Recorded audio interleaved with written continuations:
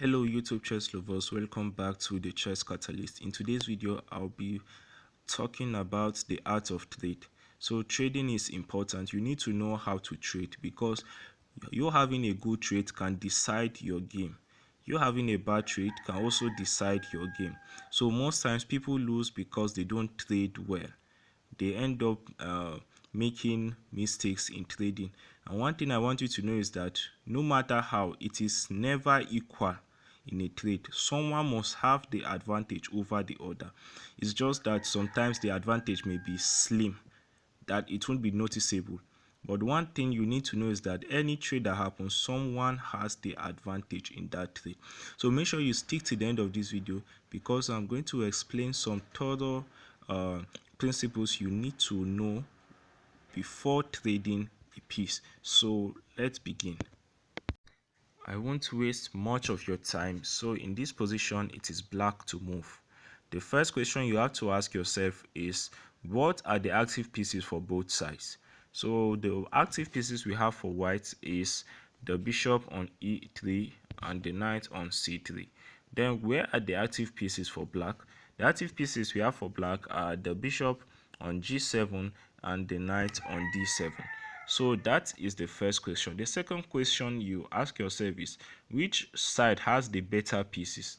At this position, white has the better piece because his bishop is strong, whereby black's bishop is far from strong. It's blocked by this pawn, and maybe if there was a chance, made want to exchange itself off with the white bishop. So this brings about this move, bishop to h6. It's a tactical move, and if white doesn't take, the black's bishop is a monster. And if white takes, then we have this check. Whatever white does, then black takes the bishop back. So one thing you should get from this is very simple. Try to trade off your least active piece or a bad piece you have for a good piece from the opponent. So let's check the next example.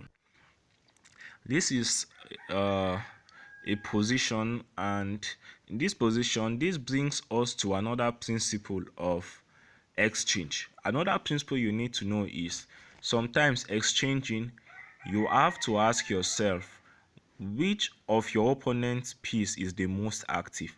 So you have to analyze each of your opponent's piece. This bishop at this point, the black bishop is not actually active. These knights are developed. Both of these knights are developed, but they're not actually doing anything now. So the piece which actually puts a lot of pressure on white is the queen on c5. And if you check well, white actually has more active pieces than black does. So if you trade off black's queen for your queen, you actually have more advantage as white because your pieces are more active. So what you just need to know is, try to trade off your opponent's most active piece with your piece. So this brings this move, queen to e3. Now mind you, black can decline the exchange, but the black queen will move to an awkward square and white queen will now be more active. So once black takes, we take. Just forget about the doubled pawns. I know most amateurs will think of this pawn is a doubled pawn, but at this point the advantage you have is far better than the weakness you have. So you have these doubled rooks, you have this square for your knights, your bishops are all controlling this square. At this point, this pawn is hanging. So this is a very good trade for white. So to round it up, like I said, you have to make sure that you are trading off your opponent's best piece. Let's check the next example.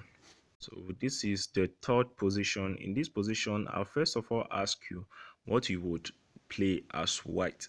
So the second question I'll ask you would be, will you exchange this bishop, your knight, for this bishop? And a lot of you might say no, because if you actually analyze the position, you will discover that the knight is far better than the bishop at this position.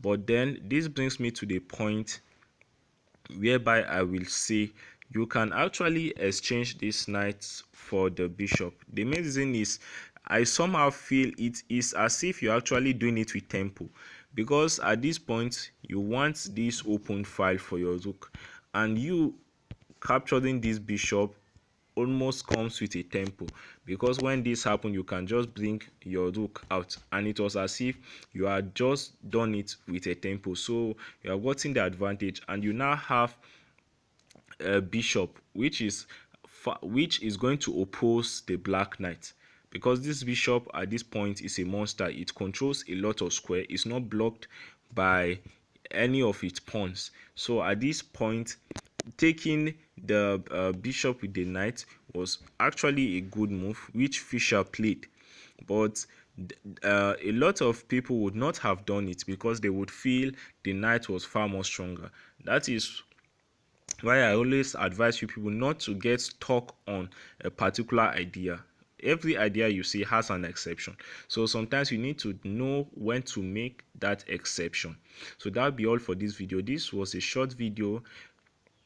I have more to give you, so if you like this video, make sure you click on that like button and leave a comment if you have any questions, so that I should know how I can further help you.